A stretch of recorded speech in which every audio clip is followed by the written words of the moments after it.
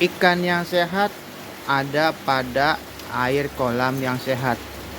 Nah, pepatah itu mungkin cocok untuk di video kali ini. Karena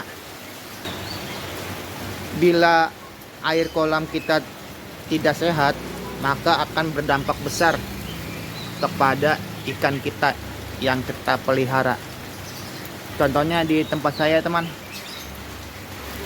Hari ini hujan. Dari pagi hingga sekarang kurang lebih ada 2 jam, hampir 2 jam. Tetapi ikan saya, kalau saya kasih makan, bisa teman lihat. Nah, ini ikannya tetap sehat. Jadi walaupun musim panas, musim hujan, atau musim pancaroba yang kadang panas kadang hujan, kalau kita menjaga air kolam kita itu tetap terjaga, tetap sehat, maka apapun ikannya yang kita rawat pasti tidak akan berpengaruh. Karena kolam yang tidak sehat itu pasti banyak sekali merugikan ya, teman. Seperti ikannya mudah sakit, ikannya tidak nafsu makan, terkena bakteri dan jamur,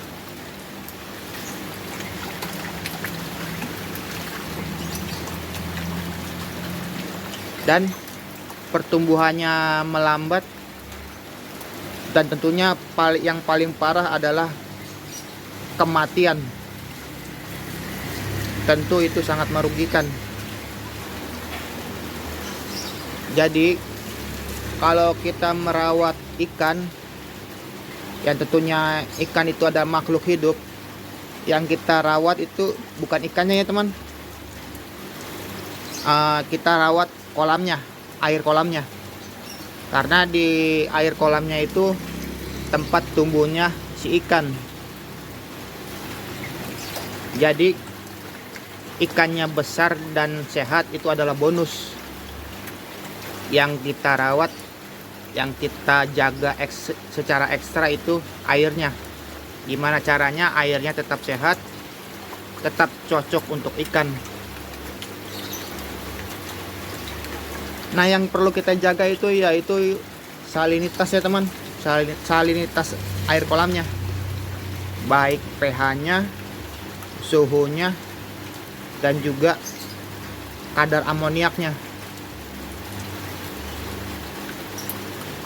Terus perawatan yang kedua tentang ini, manajemen pakannya. Kalau di kala musim hujan gini atau sedang terkena hujan, kita jangan paksa pemberian pakan itu sebanyak mungkin ya, teman. Karena air hujan bisa mengubah suhu air secara drastis. Dan air yang dingin ini sangat cocok untuk bakteri atau jamur berkembang biak. Dan ditambah lagi amoniak yang di dasar itu akan naik ke atas dan bersirkulasi. Jadi yang kita perlu hindarkan itu, pemberian pakan itu harus kita kurangi.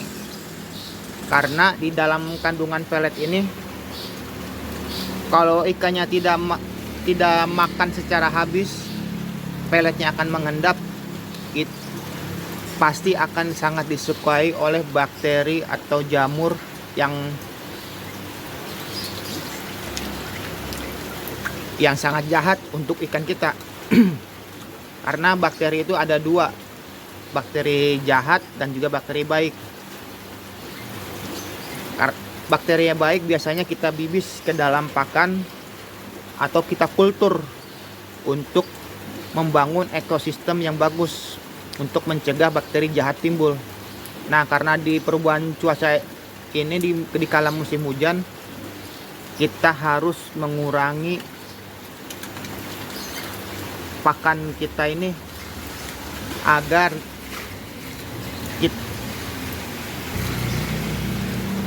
tumbuhnya atau berkembangnya bakteri yang jahat itu kita bisa hindari, atau kalau bisa kita puasakan atau kita kasih pakan-pakan alami seperti dedaunan. Dan selanjutnya untuk menjaga kualitas air kita ini rutin yang namanya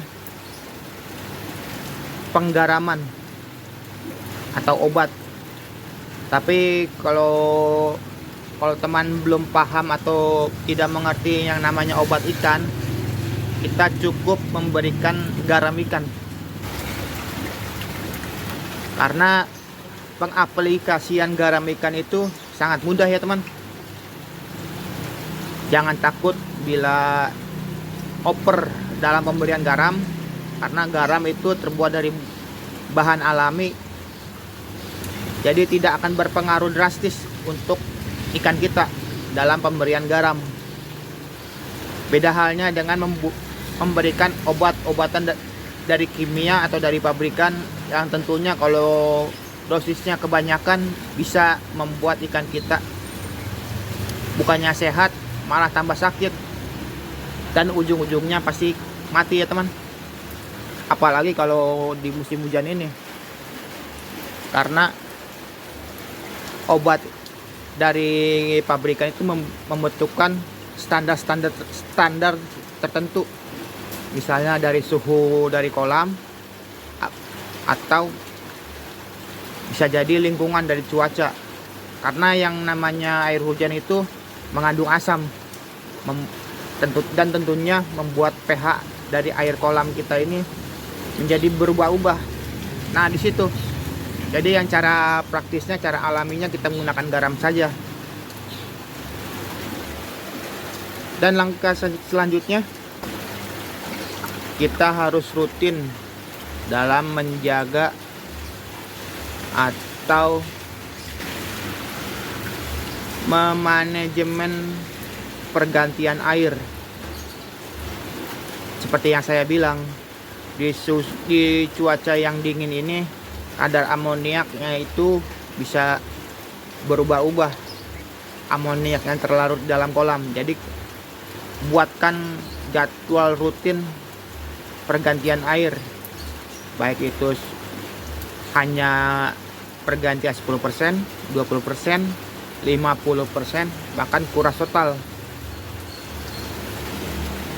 Nah untuk di kolam saya ini, saya biasanya membackwash di lubang itu ya teman, lubang backwash di filter. Karena filter atas ini untuk menyaring kotoran kasar yang tersedot dari kolam ini.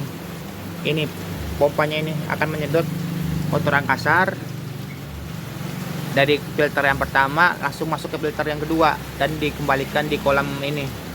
Nah ini, jadi saya biasanya 2 hari atau 3 hari sekali saya kuras atau saya buang airnya. Nah itu, jadi kita buatkan manajemen pergantian air. Jadi simple saya teman, untuk menjaga air kolam kita ini tetap sehat. Nah sekian dulu tips dan juga sharing dari saya untuk menjaga air kolam kita ini menjadi sehat.